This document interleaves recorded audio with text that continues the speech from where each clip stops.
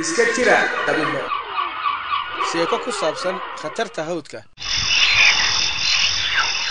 maroodi ayaa arkay ugaarsadee dhigaya dabin halis ah waa inaan u digaa bugaaga oo dhan iska jira meel khatar ah ayuu hawdku noqday iska fiiriya dabino maroodigii baa u dhaqsaday xagga webiga oo u digay cid alla ciddii uu la kulmay jaaray sagaaro ma aragtay maya ma arag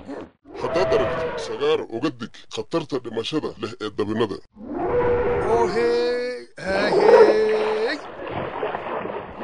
haddow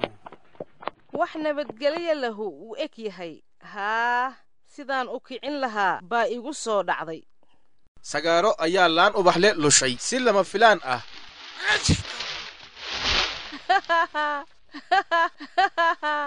sagaarow sug haa maha lagu qabteebaa maya laakiin sagaarow joogso maroodigii ayaa yidhi jeer cajaa'ib leh inuu aniga i qabsado ka fekeraya si lama filaan ah sagaarow xaggee joogtaa meeshaan waa sawirnimo godka qodideedu icaabi waxaan mooday inaan wax maqlay icaabi jeeray waryaa xaggee joogtaa halkan maxaad halkaas ka suubinaysaa dabin baan ku dhacay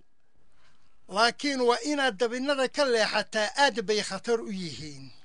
waa ogahay bilaxsaanag icaawi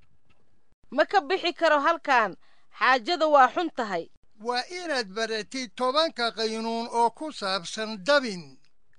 midka ugu horreeyana waa inaad iska fiirisaa meeshaad marayso kan labaadna jeeray hadhow ii sheeg haddana iga wad meeshaan intaan ugaarsaduhu soo noqon qaynuunka labaadna waa inaad baratid sida ay dabintu u eg tahay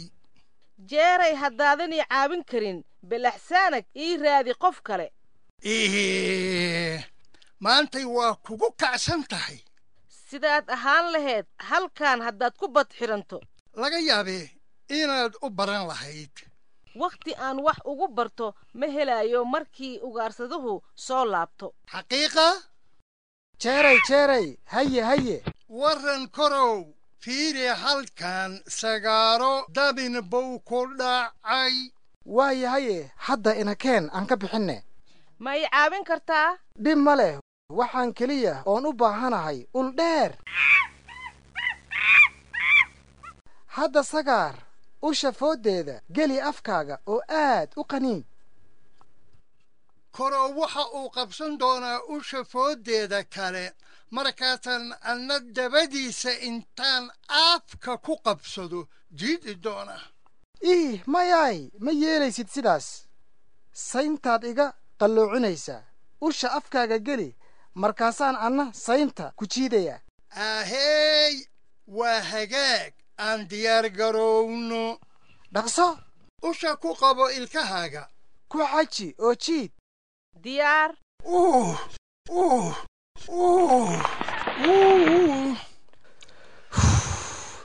bal fiiri sayntayda waa iga qallocatay waan ka xumahay waa ka xumahay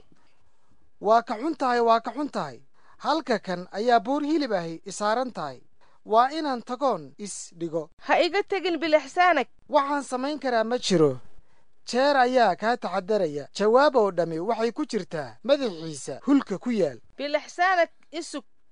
waa lagaa daahay tag hadda waxaa lagu qaataa inaad bilowdo barashada qaynuunka saddexaad ha yeelin jeeray wakhti badani ma harine markaas dhaqsaan u marayaa inta ka hartay qaynuunnada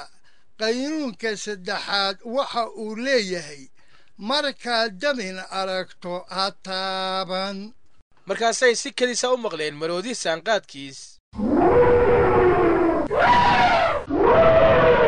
maroodi fiiri sagaaro waa la dabaye haa karuu baa ii sheegay dhaqso waa inaan boobsiis u shaqaynaa ugaarsadihii baa soo socdaay hoogaygay kamana bixi karo wax kale oo i caabiyana ma leh si aan yeelo ma taqaanaa anaa dariiqa ah igu sin aniga i aamin aniga godka dhinaciisa ku soo dhowow laakiin qabashada kuma fiicni uma baahnid anigaa ku qabanaya soo soco hadda isku kay hadlay aniga hoos ha fiirin gadaalna ha fiirin igu haay aniga indhahaaga waad soo baxaysaay ka warran cagaha oo aad mar kale dhulka dhigatay wax la yaab leh weeye waad mahadsan tahay waa wax la yaab leh soo soco inakeen sagaarow iraac sidaad iigu dhowdahay bay nabadgelyadaada ku xihan tahay dadkana waa sidaas oo kale sayid ciise masiix oo ah ereyga ilaah wuxuu u yimid dunida inuu badbaadiyaheenna noqdo wuxuu u yimid inuu doondoono oo samata bixiyo kuwa ku dhacay dabinka dembiga yaa dabinka dembiga ku jira kitaabku wuxuu leeyahay dhammaan waa la wada dembaabay siyaalaha aan u dembaabno waxaa ka mid ah bakhaylnimada ama quduucnimada necbaanshaha iyo ilaah oonan dan laga hayn